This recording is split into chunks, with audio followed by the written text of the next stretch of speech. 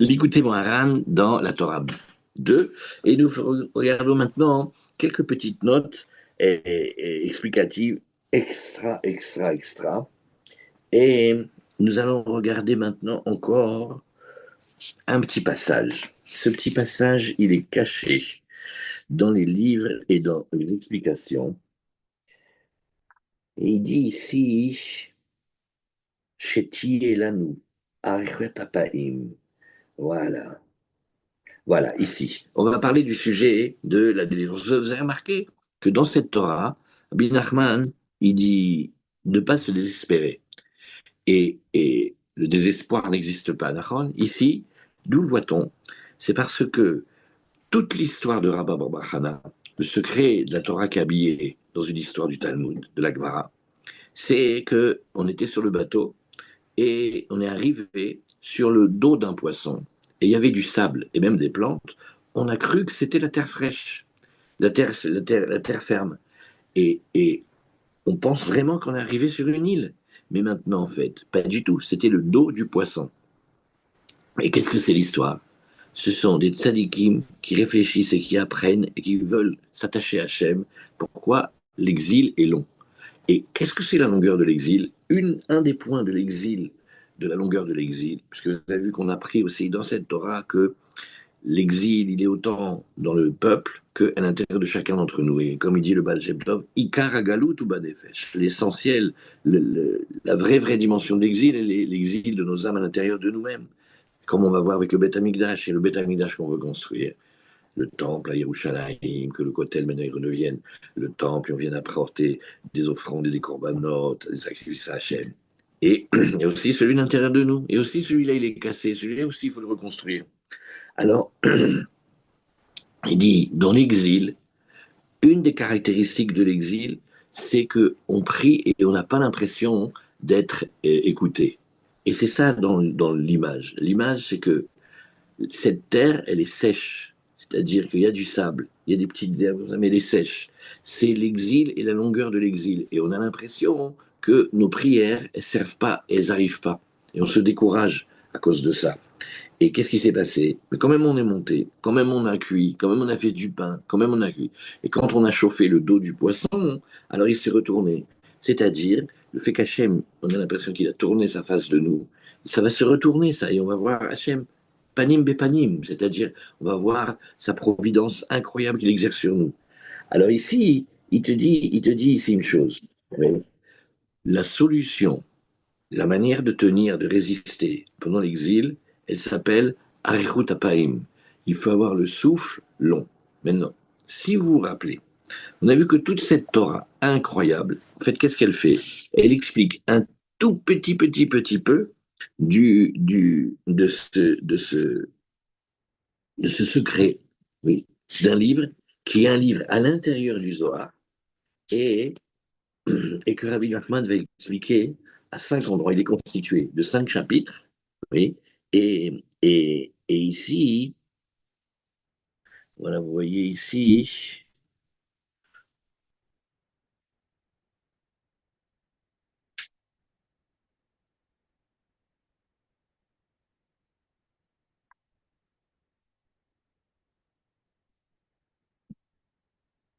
vous vous rappelez que c'est dans le Sifra des Tzniuta. Ce livre-là, hein, en fait, il est dans le Zohar et il est encore plus profond que le Zohar, et il est même antérieur au Zohar, et d'un même certains, ils disent, il vient des Havot. Oui. Et bien ici, on a dit, mais nous, de Parshanka, Machar Rocha de Chayel Mshicha. Tu vois, de cette narine-là, Akadosh Baruch Hu, il va faire venir la vie au Mashiach. De quoi parle-t-on? On parle des visages du haut, très élevés, que même des fois, très souvent, on n'a même pas le droit de parler de là-bas. Et il s'appelle Arichanpin. Et dans ce visage-là, il y a le vrai, la vraie forme du visage, celle qui va donner naissance à celle que nous, on a ici, bien plus loin. Et dedans, il y a 2 canaux, comme les 2 narines, une droite et une gauche. Ces narines-là, Hachem, il les utilise comme un canal et il fait venir la vie au Mashiach. Et même il y a celui de droite et celui de gauche, un pour Tiferet, un pour Malchut, et Zeir Anpin, et nous, des choses extraordinaires. Mais avec ce souffle-là, tu vois que c'est le souffle de vie, c'est avec ça qu'on respire. Neshama, Neshima, vous connaissez ça. La respiration et l'âme, elles sont très liées. Mais aussi, c'est par là que la colère, elle sort. Quand on voit quelqu'un de énervé, on dit, qu'est-ce qu'il avait dans son nez, il avait sa colère. Ou quand on dit, la moutarde elle me monte au nez, ou comme on a vu, le taureau quand il s'énerve, quand il fait froid dehors, alors on dirait qu'il sort de la fumée par le nez. Maintenant, l'exil, ouais, est une cause de colère. L'exil égale colère. Quand quelqu'un est en exil, il est en colère. Et quand quelqu'un est en colère, ça veut dire aussi qu'il est en exil. Il n'est pas lui-même. Des fois même, c'est marqué que c'est une autre âme qui vient à l'intérieur de lui. C'est plus lui. Il dit que je te fous. Mais qu'est-ce qui se passe? Je te reconnais pas. Mais bien sûr qu'il a raison de dire je te reconnais pas. C'est un autre. C'est terrible. Maintenant, dans l'exil, ici, il te dit qu'on a besoin de beaucoup, beaucoup, beaucoup de Erech Hapaim. Et de Arichut Hapaim, ça veut dire un souffle long. Et quand nous, on voit la longueur de l'exil, et je lis un tout petit passage à l'intérieur du Likutei Moharan dans la Haute Chet, oui, et Amar Baba Chana, une fois on allait sur le bateau, ça veut dire on essayait de comprendre, mais qu'est-ce que c'est cet exil? Comment on a l'impression qu'Hachem, il tourne son visage de nous, il nous montre le dos. Et on a vu un poisson, et il y avait du sable sur son dos. Le sable sur son dos, c'est le cumul de toutes nos prières. Mais les prières qu'on a l'impression, elles n'ont pas servi. Tout ça, tout ce qu'on a prié, tout ce qu'on a fait, tout ce que le peuple juif il a prié depuis tant d'années, et où est la délivrance, la vraie délivrance, qu'il n'y a plus de mort, il n'y a plus de maladie, il n'y a plus de guerre, les Israéliens sont attachés à Hachem. Où c'est tout ça? Alors il te dit, voilà. Et toutes les tfilotes et les requêtes que nous on fait pendant cet exil-là, sur quoi on prie? On prie sur que Hachem tourne son visage de nous. Chez Arzir et Panav, on veut qu'il retourne son visage vers nous. Comme David Ameller, il a demandé, vous vous rappelez ce petit passage, il a dit, Penelai, mais tourne-toi vers moi, donne-moi ton visage, que je te vois. Pourquoi tu me donnes le dos? Ou que Moshe Katou, Yaher, Adonai, Panav, même mieux encore, la bracha, qu'Hachem, il éclaire son visage vers toi. On a envie de ça. Donc ils sont en train de s'occuper de ça. Et c'est long. Alors, quand on voit la longueur de l'exil, chaque jour on prie, oui, et qui nous sort de l'exil. Voilà, regardez cette phrase, il faut quand même l'écrire. Hein. Et ils ne sont pas exaucés. Il faut du courage pour écrire ça.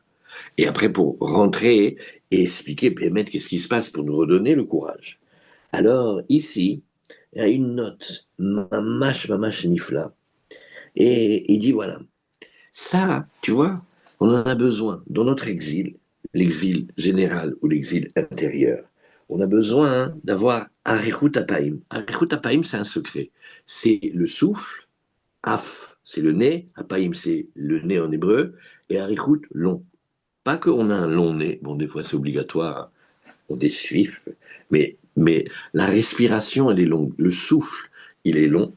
C'est-à-dire que, oui, combien même on n'est pas exaucé tout de suite, oui, malgré tout, on attend et on continue encore et encore.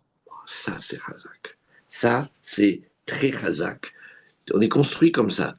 On essaye une chose, ça marche pas. Ben, on arrête. Quoi. Nous, on nous dit non, comme on était élevé. Eh ben, on n'insiste pas. Comme ça, non, insiste. Mais il t'a dit non, retourne. Mais elle veut pas de moi, recommence, va la voir. Mais continue. On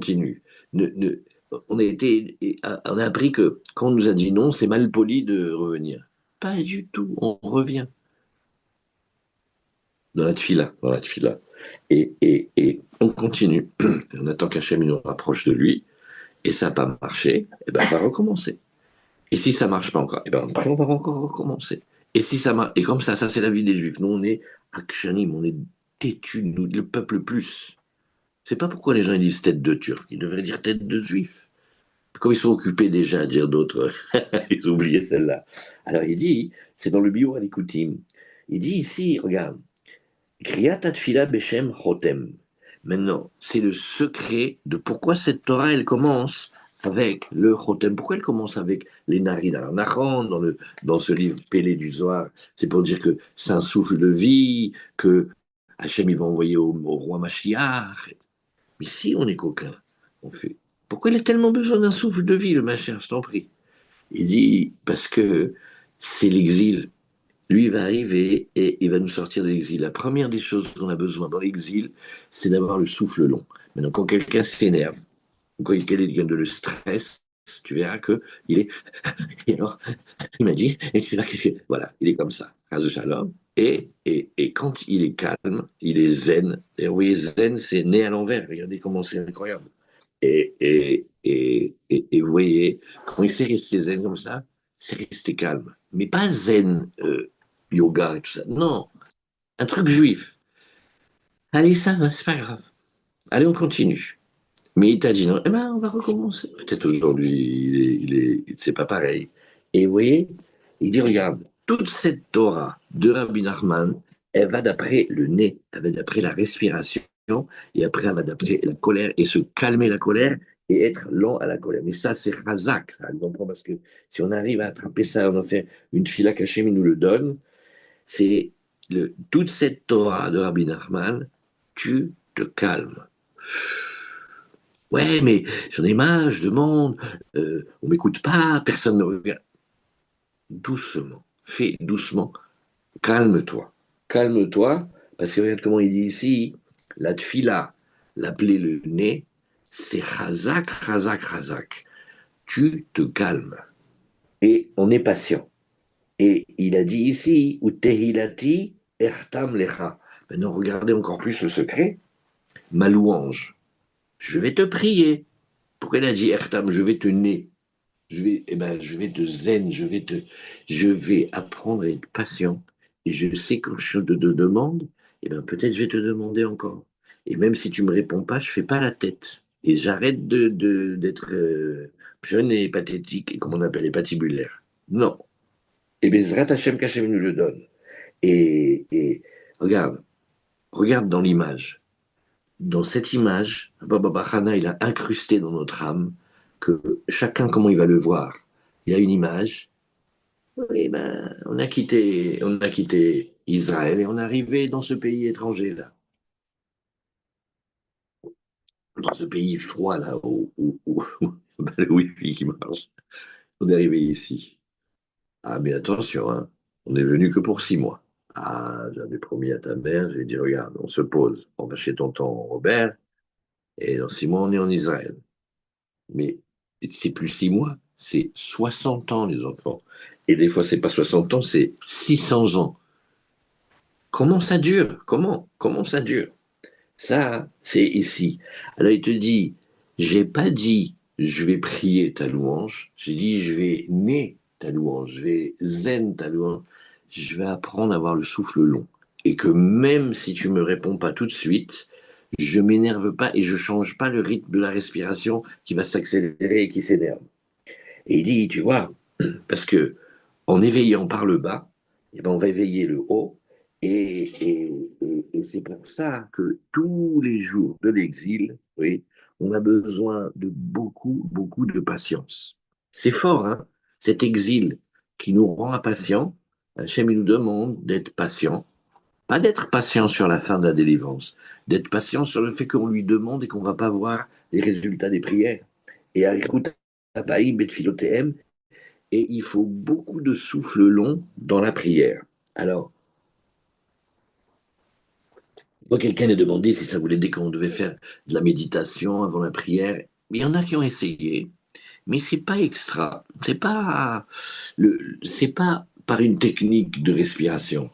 Parce que quand on fait la technique de respiration, des fois, on pense à la technique de respiration. C'est mamache, être d'accord qu'aujourd'hui, on prie, et Hachem, il a entendu. Et ça fait un petit grain de sable, et ça construit quelque chose sur le dos du poisson, et ça fait même attirer là-bas les âmes, parce que les petites herbes qu'on voit sur cette terre qui a l'air sèche, en fait, c'est des âmes qui sont venues avec l'étude et la tfila.